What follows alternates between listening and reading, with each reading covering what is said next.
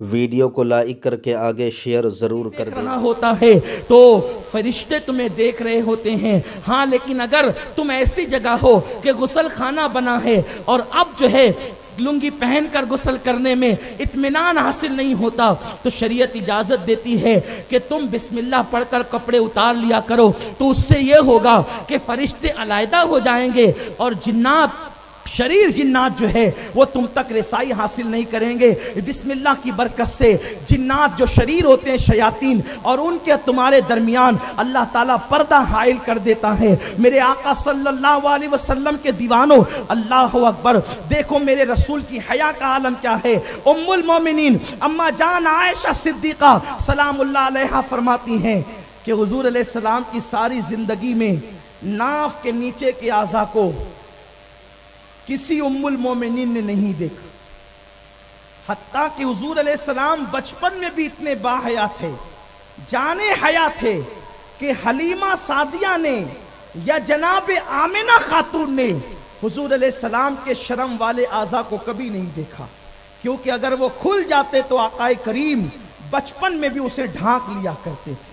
آپ غور فرمائیں، حضور کی حیا کا یہ عالم تھا، بلکہ آقا نے یہاں تک فرمایا کہ جب میرا وصال ہو جائے، توجہ فرمائیں حضور کی حیا کا عالم کیا ہے۔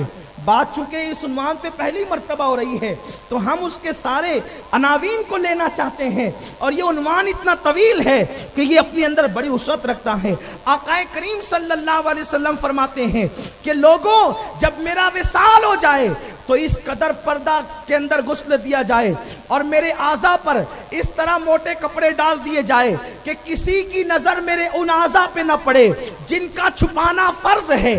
آقا فرماتے ہیں اللہ کی عزت کی قسم، جن اعضاء کا چھپانا فرض ہے، اگر میرے ان اعضاء میں سے کسی عضو کو کسی نے دیکھ لیا تو وہ ساری زندگی اندھا ہو جائے گا، اس کی نگاہیں سلامت نہ رہے گی۔ آپ غور فرمائیں، حضور سید عالم صلی اللہ علیہ وسلم نے حیا کا یہ درس دیا۔ امہت المومنین بھی کہتی ہیں کہ اللہ اکبر، ہم نے حضور کے ناف کے نیچے کے اعضاء کو کبھی نہیں دیکھا، اور اللہ کے حبیب صلی اللہ علیہ وسلم نے بھی اپنی ازواج مطہرات کے ان اعضاء کو کبھی ان پر نظر نہیں فرمائی کہ جو ناف کے نیچے کے اعضاء ہیں۔ حضور کی حیا کا یہ عالم تھا، اور آقا کریم صلی اللہ علیہ وسلم اس قدر حیا فرماتے تھے کہ کنواری لڑکیاں بھی اجنبی مردوں سے اتنی حیا نہیں کرتی تھی۔ حضور کی حیا کا عالم یہ تھا کہ سرکار نے صحابہ کو یوں تربیت فرمائی کہ سیدنا فاروق اعظم کی جب طبیعت علیل ہوئی تو کچھ لوگ حضرت عمر ابن خطاب کو دیکھنے گئے کہ ان کی عیادت کریں۔ جب دیکھنے کے لیے گئے تو پوچھا کہ اے امیر المومنین، آپ کو کیا ہو گیا، آپ کو بیماری کون سی ہے؟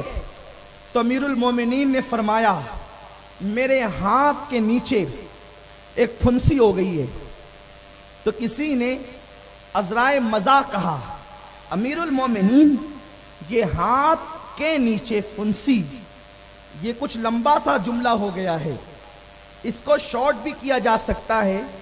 آپ یہ کہہ سکتے تھے کہ میرے بغل میں پھنسی ہو گئی، کیونکہ ہاتھ کے نیچے تو بغل ہی ہوتی ہے، میرے بغل میں پھنسی ہو گئی۔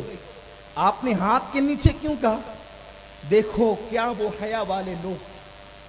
حضرت امیر المومنین سیدنا فاروق اعظم کہتے ہیں ہاتھ کے نیچے لمبا جملہ کہنا پسند ہے، لیکن جو تم نے کہا یعنی بغل، وہ کہنا مجھے پسند نہیں۔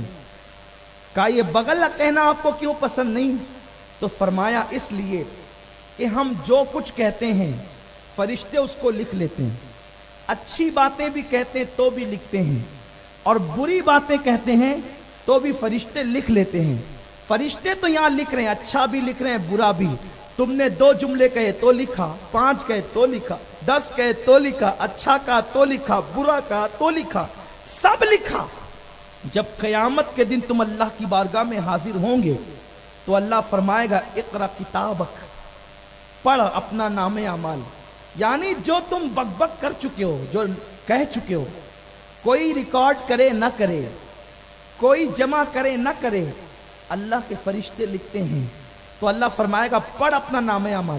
اب تم نے ہوش سنبھالنے سے لے کر مرے دم تک جو آخری جملہ ہے، یعنی زندگی کے پہلے جملے سے لے کر آخری جملے تک کب کہاں کیا کیا کہا تھا وہ سب فرشتے لکھ چکے ہیں.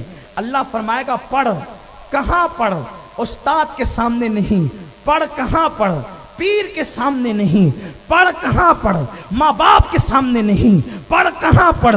دوست و احباب کے سامنے نہیں.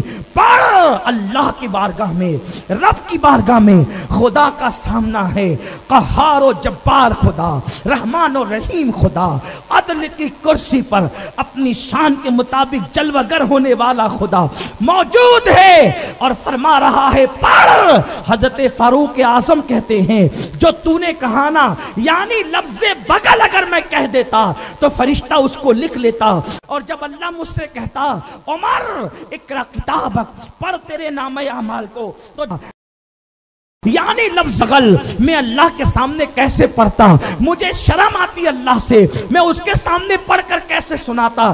اس لیے مجھے ہاتھ کے نیچے کا لفظ کہنا گوارا ہوا, ہاتھ کے نیچے لمبا جملہ کہنا گوارا ہوا, لیکن جو تو نے کہا یعنی لفظ بغل کہنا گوارا نہ ہوا.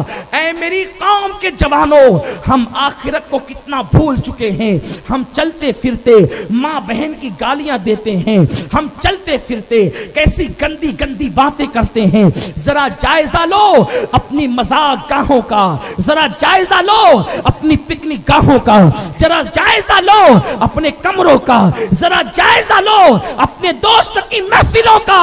آج تو بہت اچھا لگتا ہے گندی گندی باتیں کرنا, آج تو بہت اچھا لگتا ہے گلیز گلیز باتیں کرنا, آج تو اچھا لگتا ہے گندے گندی الفاظ استعمال کرنا. لیکن ہائے مسلمان, دنیا کی دوسری قومیں اگر یہ بد چلن کر کام کرتی ہے, یہ بد الفاظ کہتی ہے, بد کلامی کرتی ہے, تو یقیناً یہ وہ قوم کو چونکہ آخرت کا تصور ان کے پاس نہیں, اس لیے وہ جو چاہتے ہیں کہتے ہیں. لیکن اے میرے مسلمان, تیرا تو ایمان ہے کہ اللہ فرمائے گا اقرا کتابک, اپنا نام اعمال پڑھ کر کے سنا. یہ ننگی ننگی باتیں, یہ گندی گندی باتیں, یہ موبائل پہ گندے گندے میسیجز, یہ گندے گندے جوکس, یہ گندے گندے الفاظ, یہ بد کلامیاں جو فرشتے لکھ رہے ہیں, قیامت کے دن تمہیں اللہ کی بارگاہ میں خدا کے سامنے پڑھ کر کے سنانا ہے. وہ اللہ جو آمنے سامنے سے پاک ہے, جو دائیں بائیں سے پاک ہے, اس کا سامنا ہوگا اور اس کی بارگاہ میں تمہیں پڑھ کر کے سنانا ہوگا. ذرا اپنے دلوں پہ ہاتھ رکھ کر کے سوچو, جہاں جبریل کو کلام کرنے کی گنجائش نہیں ہوگی, جہاں حال یہ ہوگا وَتُكَلِّمُنَا أَيْدِيهِمْ وَتَشْهَدُ أَرْجُلُهُمْ بِمَا كَانُوا يَكْسِبُونَ. اگر تم اپنی زبان کا استعمال کرنا چاہو گے تو کہیں تمہاری زبانوں پر بھی مہر لگے گی اور تمہارے اعضاء اللہ سے کلام کریں گے. ذرا میرے بھائی جو بتاؤ, اس وقت یہ بد کلامیاں, اس وقت کی یہ بد کرداریاں اللہ کے سامنے ہم کیسے پڑھ کر کے سنائیں گے؟ صحابہ تو لفظ بغل بھی نہیں کہتے کہ خدا کو کیسے سنائیں, خدا کی بارگاہ میں کیسے پڑھ پائیں گے. اللہ اکبر, ہم کیا کیا کہتے ہیں, چلتے پھرتے گندی گندی مذاق. ذرا سوچو تو صحیح میرے بھائی, اپنے حال پہ رحم کر, اپنے ایمان کا جائزہ لے. جہاں حیا نہیں وہاں ایمان نہیں, جہاں حیا نہیں وہاں ایمان کی مضبوطی نہیں. ہائے ہائے, اللہ اکبر. حضرات صحابہ کرام کا حال تو یہاں تک تھا کہ صحابہ اپنی بیویوں کے ساتھ بھی ایسے الفاظ بولنے سے پرہیز کرتے تھے جن میں بد کلامی کا شائبہ ہوتا تھا. وہ اپنی بیویوں سے بھی ایسی باتیں نہیں کرتے, اور اگر باتیں کرتے تو ان کو ایسے الفاظ دیتے جس میں بد کلامی کا شائبہ تک نہ ہوتا. لیکن اس قوم کو کیا ہے, بس زبان چلتی رہے. کچھ لوگ تو ہنسنے ہنسانے کے لیے ایسے ایسے جوکس بناتے ہیں کہ جس کے اندر کھلی بے حیائی ہوتی. بلکہ اب تو میرے آقا صلی اللہ علیہ وسلم فرماتے ہیں جو کسی کو ہنسانے کے لیے باتیں گڑے وہ اپنے آپ کو جہنم کے لیے تیار کر لے. اور تم میں سب سے بہترین انسان وہ ہے کہ کم بولے, اور جب بولے تو حسین الفاظ کے ساتھ بولے, اچھے الفاظ کے ساتھ بولے. انا للہ و انا الیہ راجعون. ڈھونڈی ایسے لوگ ڈھونڈیے ایسے لوگ. بہت اچھا کیا اس محلے کے نوجوانوں نے، علماء اور ائمہ نے کہ یہ عنوان رکھا کہ حیا کیا ہے اور بے حیائی کیا ہے. میرے آقا صلی اللہ علیہ وسلم کے دیوانوں، کیا حیا تھی ہمارے بزرگوں میں کہ وہ محفلوں میں لمبے پیر کرنا بھی بے حیائی سمجھتے تھے. اور آج کل تو لوگ مسجدوں میں بھی لمبے پیر پھیلا دیتے ہیں.